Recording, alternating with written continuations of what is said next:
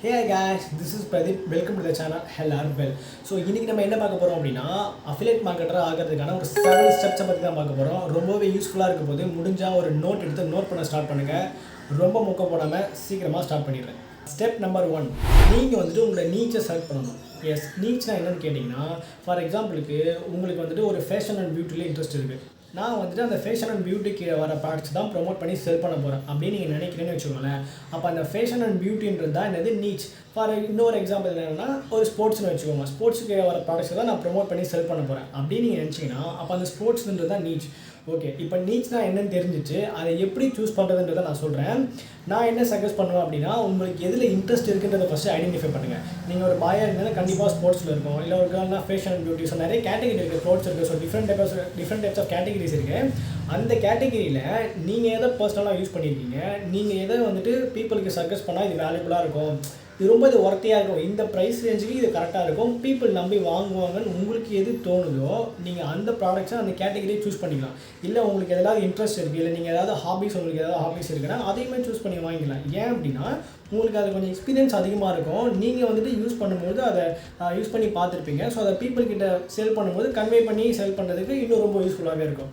இல்லை ப்ரோ, எனக்கு இன்ட்ரெஸ்ட் எதுவுமே இல்லை, எனக்கு ஹாபிஸும் இல்லை, ஆனால் அஃபிலியேட் மார்க்கெட்டிங் பண்ணணும் அப்படின்னா அதுக்கு தான் இருக்குது கூகுள் ட்ரெண்ட்ஸ். ஸோ நீங்கள் என்ன பண்ணலான்னா, கூகுள் ட்ரெண்ட்ஸ்ன்ற பிளாட்ஃபார்மில் போயிட்டு எந்த ப்ராடக்ட்லாம் பீக்கில் இருக்குது, எந்த ப்ராடக்ட்லாம் ப்ராஃபிட் அதிகமாக கொடுக்கும் அப்படின்றத சர்ச் பண்ணி அந்த கேட்டகரியை சூஸ் பண்ணி நீங்கள் ப்ரொமோட் பண்ணி செல் பண்ணலாம்.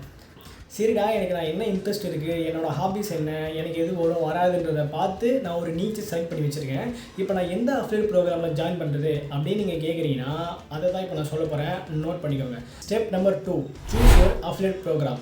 எஸ், நீங்கள் உங்கள் நீட்ஸுக்கு ஏற்ற மாதிரி, நீங்கள் உங்களோட நீட்ஸுக்கு சூட்டபுளாக இருக்க மாதிரி ஒரு அஃபிலியேட் ப்ரோக்ராமை சூஸ் பண்ணுறது ரொம்பவே முக்கியமான ஒன்று. ஏன் உங்களோட நீட்ஸுக்கு ஏற்ற மாதிரி நீங்கள் சூஸ் பண்ணணும்னு நான் சொல்கிறேன்னா, ஃபார் எக்ஸாம்பிளுக்கு நீங்கள் ஒரு அஃபிலியேட் ப்ரோக்ராமில் ஜாயின் பண்ணுறீங்கன்னு வச்சுக்கோங்களேன். அந்த அஃபிலியேட் ப்ரோக்ராமில் நீங்கள் சூஸ் பண்ண நீட்ஸுக்கு கீழே வர ப்ராடக்ட்ஸ் எல்லாமே இங்கே கம்மியாக தான் இருக்குதுன்னு வச்சுக்கோம். ஒரு 10 ப்ராடக்ட்ஸ் தான் இருக்குது. இப்போ சப்போஸ் ஃபேஷன் அண்ட் பியூட்டின்னு எடுத்துக்கிட்டிங்கன்னா அதுக்கு ரிலேட்டடாக வர ப்ராடக்ட்ஸு நீங்கள் சூஸ் பண்ண அஃபிலியேட் ப்ரோக்ராமில் ஒரு 10 தான் இருக்குன்னா நீங்கள் செல் பண்ணுற ஆப்ஷன் கம்மி. கரெக்டாக? இதே நீங்கள் வேறு ஒரு அஃபிலியேட் ப்ரோக்ராம் சூஸ் பண்ணுறீங்க, அதில் உங்களோட நீட்ஸு கீழே வர ப்ராடக்ட்ஸ் எல்லாமே அதிகமாக லிஸ்ட் ஆகிருக்கு அப்படின்னா உங்களுக்கு நிறைய ஆப்ஷன்ஸ் கிடைக்கும் நீங்கள் உங்களோட ப்ராடக்ட்ஸை செல் பண்ணுறதுக்கு. கரெக்டாக? ஸோ இந்த மாதிரி பார்த்து நீங்கள் சூஸ் பண்ணுறது ரொம்பவே முக்கியமான விஷயம். இன்னொரு ரொம்ப முக்கியமான விஷயம் என்ன அப்படின்னா, கமிஷன் ஸ்ட்ரக்சர். மணி வேணும் இல்லை? கரெக்ட். ஸோ ஒரு கம்பெனியுமே என்ன ஆகும் அப்படின்னா ஒரு கமிஷன் ஸ்ட்ரக்சர் வச்சுருப்பாங்க. எஸ், ரெக்கரிங் பேமெண்ட்டுன்னு ஒன்று இருக்குது, ஒன் டைம் பேமெண்ட்டுன்னு ஒன்று இருக்குது. சில கம்பெனிஸில் ரெண்டுமே சேர்த்து கூட இருக்கும். ரெக்கரிங் பேமெண்ட், ஒன் டைம் பேமெண்ட்னா என்ன அப்படின்னா சொல்ல வரேன். இப்போ ஒரு கம்பெனி நீங்கள் சூஸ் பண்ணி உங்களோட ப்ராடக்ட்ஸ் எல்லாம் நீங்கள் என்ன பண்ணிடுறீங்கன்னா செல் பண்ணிடுறீங்க. ஒரு வீக்குக்கு 10 ப்ராடக்ட்ஸை செல் பண்ணி முடிச்சிடுறீங்க. ஆனால் ஒரு கம்பெனி என்ன பண்ணுவோம் அப்படின்னா, நீங்கள் செல் பண்ண ஒரு நாளைக்கு ஒன்றுன்னு செல் பண்ணுறீங்கன்னா அன்றைக்கே உங்களுக்கு இன்கம் வந்துடும். அந்த கமிஷன்ஸ் வந்துடும். கரெக்டாக? பட் ஒரு சில கம்பெனி என்ன பண்ணுவோன்னா, நாங்கள் வீக்லி தான் கொடுப்போம். வீக்லி தான் நீங்கள் பண்ணுற வீக்லி எத்தனை சேல்ஸ் பண்ணுறீங்களோ அதுக்கேற்ற கமிஷன்ஸு வீக்லி பே அவுட்டாக கொடுப்போம். அப்படின்னா மந்த்லி கூட கொடுப்போம். சில கம்பெனிஸ் 2 மந்த்துக்கு அப்புறம் கூட கொடுப்பாங்க. ஸோ உங்களுக்கு இல்லை எனக்கு டெய்லியும் வேணும் அப்படின்னா நீங்கள் அதுக்கேற்ற மாதிரி என்ன கம்பெனி இருக்கோ அதை சூஸ் பண்ணிக்கலாம்.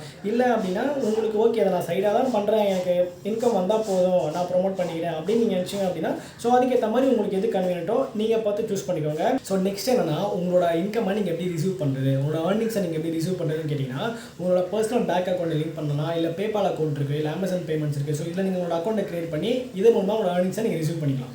ஸ்டெப் நம்பர் 3 என்ன அப்படின்னா, create online presence. Yes, so ஆன்லைன்லேயே majority of the businesses, companies, so majority of the work எல்லாமே இப்போ ஆன்லைனில் வந்துருச்சு. ஸோ அதனால் உங்களோட ப்ராடக்ட் ப்ரொமோஷனையும் நீங்கள் ஆன்லைனில் பண்ணுறது ரொம்பவே யூஸ்ஃபுல்லான ஒரு விஷயம். ஸோ நீங்கள் எப்படி பண்ணலாம் அப்படின்னா, ஒரு யூடியூப் சேனல் வச்சுருந்தீங்கன்னா அது மூலமாக பண்ணலாம், இல்லை இன்ஸ்டாகிராம், இல்லை எஃபி, நிறைய ஆட்ஸ்லாம் நம்மளே பார்க்கலாம். ஸோ அந்த மாதிரி நீங்கள் ஒரு வீடியோவும் நீங்கள் போடலாம், இல்லை ஒரு கண்டென்ட்டாகவும் கொடுக்கலாம். ஃபார் எக்ஸாம்பிளுக்கு இன்னொன்று என்ன சொல்ல மாட்டேன் அப்படின்னா, நீங்கள் ஒரு வெப்சைட்டை க்ரியேட் பண்ணலாம், வெப்சைட் இல்லை பிளாகை கூட க்ரியேட் பண்ணலாம். அது க்ரியேட் பண்ணுறதுக்கு கோடிங்லாம் தேவை கிடையாது. வேர்ட் ப்ரெஸ் மூலமாகவே நீங்கள் என்ன பண்ணலாம், ஒரு வெப்சைட்டு, பிளாகு, ஸோ இதெல்லாமே க்ரியேட் பண்ணி நீங்கள் ஒரு கூகுளில் ஒரு வெப்சைட்டை க்ரியேட் பண்ணிட்டீங்க அப்படின்னா அது கீழே உங்களோட ஆடை வச்சு அந்த உங்களோட ப்ராடக்டோட லிங்கை வச்சு, ஸோ அதை கிளிக் பண்ண வச்சு, அதை வாங்க வச்சு, அது மூலமாக நீங்கள் காசு சம்பாரிச்சு இந்த மாதிரி பண்ணலாம். சப்போஸ் நீங்கள் வந்துட்டு ஒரு வெப்சைட்டை க்ரியேட் பண்ணுறீங்க அப்படின்னா அந்த வெப்சைட்டை ரொம்பவே ரெஸ்பான்சிவாக இருக்க மாதிரி பார்த்துக்கோங்க. ஏன் அப்படின்னா மெஜாரிட்டி ஆஃப் த பீப்புளுக்கு வந்துட்டு இன்க்ளூடிங் மீ என்னை சேர்த்தா சொல்கிறேன். என்ன அப்படின்னா ஒரு லிங்க்கை வந்துட்டு கிளிக் பண்ணுறது லோட் ஆகலை அப்படின்னா நம்ம அது பேக் வந்துட்டு வேறு ஒரு லிங்க்குக்கு போயிடுவோம். ஸோ அந்த மாதிரி வந்துட்டு உங்களோட வெப்சைட் வந்துட்டு ரொம்பவே ரெஸ்பான்சிவாக இல்லை அப்படின்னா அதை பீப்புள் வாட்ச் அவுட் பண்ணி பார்க்குறது ரொம்பவே கஷ்டம். ஸோ நீங்கள் வந்துட்டு ரொம்ப ரெஸ்பான்சிவாக பண்ணிங்கன்னா அது பீப்புள்ஸ்க்கு வந்துட்டு ரொம்ப யூசர் ஃப்ரெண்ட்லியாக இருக்கும்போது கண்டிப்பாக அவங்க வந்து ட்ரை பண்ணி பார்ப்பாங்க. ரொம்பவே முக்கியமான விஷயம். 4th ஸ்டெப் என்ன அப்படின்னா ப்ரொடியூஸ் குவாலிட்டி கண்டென்ட். எஸ், உங்களோட கண்டென்ட்டு நீங்கள் ரொம்ப குவாலிட்டியாக கொடுக்கணும். ஏன் சொல்ல வரேன் அப்படின்னா ஃபார் எக்ஸாம்பிளுக்கு நீங்கள் ஒரு ப்ராடக்ட்டை ப்ரொமோட் பண்ணணும்னு நினைக்கிறீங்க. அந்த லிங்க்கை ஷேர் பண்ணுங்கள் சோஷியல் மீடியாலையோ இல்லை வெப்சைட் கூகுள்லையோ அதெல்லாம் ஷேர் பண்ணுறீங்க அப்படின்னா நீங்கள் அந்த கண்டென்ட் எப்படி க்ரியேட் பண்ணணும்னா நீங்கள் அந்த ப்ராடக்ட்டை பர்சனலாக யூஸ் பண்ணியிருந்தால் மட்டும் நான் இதை யூஸ் பண்ணியிருக்கேன், நல்ல பெட்டர் ரிசல்ட்ஸ் இருக்குது, ஸோ இது நல்ல ஒரு டஸ்டபுளான ப்ராடக்ட் தான், வேல்யூபிளான ப்ராடக்ட்னு சொல்லி நீங்கள் வந்துட்டு ப்ரொமோட் பண்ணலாம். அப்படி இல்லை என்னோடய ஃப்ரெண்ட்ஸ், என்னோடய ஃபேமிலிஸ், இல்லை நெய்பர்ஸ் யாராவது யூஸ் பண்ணியிருக்காங்க, என்கிட்ட ரிவ்யூ கொடுத்துருக்காங்க, ஸோ அதனால் நான் ப்ரொமோட் பண்ணுறேன், நல்லா இருக்குன்னு சொல்லியிருக்காங்க, உண்மையிலேயே சூப்பராக தான் இருக்கும் அப்படின்னா அந்த மாதிரியான கண்டென்ட்டை க்ரியேட் பண்ணுங்கள். நீங்கள் ஒரு ப்ராடக்ட்டை வாங்கவே இல்லை, அந்த ப்ராடக்ட் நீங்கள் பார்த்ததும் இல்லை, அந்த ப்ராடக்ட்டுக்கு போயிட்டு நான் யூஸ் பண்ணியிருக்கேன், ஃபேமிலி யூஸ் பண்ணியிருக்கேன் அப்படின்ற போது அவங்க அந்த ப்ராடக்ட்டை வாங்கி யூஸ் பண்ணி நெகட்டிவாக உங்ககிட்ட கமெண்ட் கொடுத்தாங்க அப்படின்னா ஸோ நெக்ஸ்ட்டு நீங்கள் ப்ரொமோட் பண்ண ப்ராடக்ட்ஸை வாங்குறது ரொம்பவே கஷ்டம். ஸோ உங்களோட ஆடியன்ஸ் கிட்ட நீங்கள் என்ன பண்ணணும் அப்படின்னா ட்ரான்ஸ்பேரண்ட்டாக இருக்கணும். ட்ரான்ஸ்பரண்ட்னா ஓகே, உங்களுக்கு என்ன நீங்கள் யூஸ் பண்ணியிருக்கீங்களோ அதை நீங்கள் சொல்லி சேல் பண்ணிங்க, ப்ரொமோட் பண்ணிங்க அப்படின்னா ஆடியன்ஸ் வந்து ட்ரஸ்ட் பண்ணி நம்பி வாங்குவாங்க. ஸோ நெக்ஸ்ட்டு நீங்கள் ப்ரொமோட் பண்ண ப்ராடக்ட்ஸ் எல்லாமே வாங்குறதுக்கு ரொம்பவே அதிகமான சான்ஸ் இருக்குது. ஸோ இதுவும் ரொம்ப முக்கியமான விஷயம் தான். Okay, so step number 5. Yes, 5th step என்னன்னு கேட்டிங்கன்னா get traffic to your content. Yes, கண்டென்ட்டுக்கு டிராஃபிக் கொண்டு வரதுனா என்ன அப்படின்னா சிம்பிளாக ஒரு எக்ஸாம்பிள் சொல்கிறேன். இப்போ நீங்கள் ரோட்டெல்லாம் பார்ப்பீங்க, நிறைய வண்டி நிற்கும், ரொம்ப டிராஃபிக் ஆகுதுன்னு சொல்லுவோமா. டிராஃபிக் என்னது, நிறைய வண்டி ஒரே இடத்துல நிற்கும். ஒரு சர்டன் ஆஃப் இந்த பிளேஸ்லேருந்து இந்த பிளேஸ் வரைக்கும் ரொம்ப வெஹிக்கிள்ஸ் வந்து நின்றுட்டே இருக்குது, மூவ் ஆகலை, ரொம்ப டிராஃபிக்காக இருக்கணும்ல. அதே விஷயந்தான் ஆன்லைன்லையும். ஸோ இங்கே டிராஃபிக்கை கொண்டு வரணும் நம்ம கண்டென்ட்டுக்கு என்ன அப்படின்னா நிறைய பேரை நம்ம கண்டென்ட்டுக்கிட்ட வர வைக்கணும். ஸோ நிறைய பேரை நம்ம கண்டென்ட்கிட்ட கொண்டு வரணும். இதுதான் டிராஃபிக் க்ரியேட் பண்ணுறதுன்னு சொல்கிறது. ஓகேவா? ஸோ என்ன பண்ணலாம் அப்படின்னா நீங்களோட கண்டென்ட்டை டிராஃபிக் கொண்டு வரதுக்கு ஒரு எஸ்இஓ பண்ணுங்கள். எஸ்இஓனா சர்ச் இன்ஜின் ஆப்டிமைசேஷன். ஒரு கூகுளில் நீங்களோட கண்டென்ட்டை வந்துட்டு விசிபிளாக வைக்கலாம். ஏன்னா அதில் ஒரு வைடர் விசிபிலிட்டி இருக்குது. எதுக்கு அப்படி சொல்கிறேன் அப்படின்னா இன்ஸ்டா, ஃபேஸ்புக், யூடியூப் எல்லாமே வந்துட்டு எந்த அளவுக்கு எஜுகேஷன் இருக்கோ இல்லையோ, பட் ஆனால் என்டர்டைன்மெண்ட் வந்து அதிகமாகவே இருக்குது, கரெக்டாக. பட் கூகுளில் வந்துட்டு என்டர்டைன்மெண்ட் அதிகமாக கிடையாது. அதில் ஒரு பிஸ்னஸ்க்கு ரிலேட்டடாக இருக்கட்டும், இல்லை ப்ரொமோஷன் ரிலேட்டடாக இருக்கட்டும், அதில் வந்துட்டு கூகுள் ரொம்ப யூஸ்ஃபுல்லாக இருக்கும். ஸோ நீங்கள் வந்துட்டு ப்ராப்பராக உங்களோட விஷயத்தை பண்ணணும்னு வச்சுன்னா கூகுளில் பண்ணுங்கள்.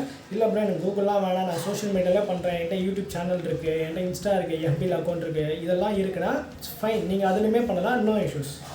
Step number 6. 6th ஸ்டெப் என்ன அப்படின்னா அனலைஸ் அண்ட் ஆப்டிமைஸ்.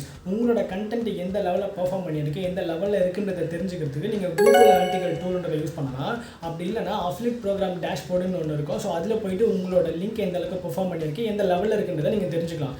சப்போஸ் உங்களோட கண்டென்ட் வந்துட்டு ரொம்ப விசிபிளாக இல்லை, ஆடியன்ஸ் வந்துட்டு அது அட்ராக்டிவாக இல்லை அப்படின்னா கண்டென்ட்டை வந்துட்டு சேஞ்ச் பண்ணுங்கள். ஆனால் அந்த கண்டென்ட்டை சேஞ்ச் பண்ணுறதுல ஒரு முக்கியமான விஷயம், எந்த ஒரு இடத்துலையும் ட்ரஸ்ட்டை மிஸ் பண்ணிடக்கூடாது. நீங்கள் என்ன யூஸ் பண்ணியிருக்கீங்களோ, நீங்கள் என்ன எக்ஸ்பீரியன்ஸ் பண்ணியிருக்கீங்களோ அதை மட்டுமே டெலிவரி பண்ண பாருங்கள். ஸோ அது வந்துட்டு ரொம்ப நார்மலாக இருந்தால் கூட ஓகே தான். ஸோ பீப்புளுக்கு ஃபஸ்ட்டு ட்ரஸ்ட்டு க்ரியேட் ஆகணும்.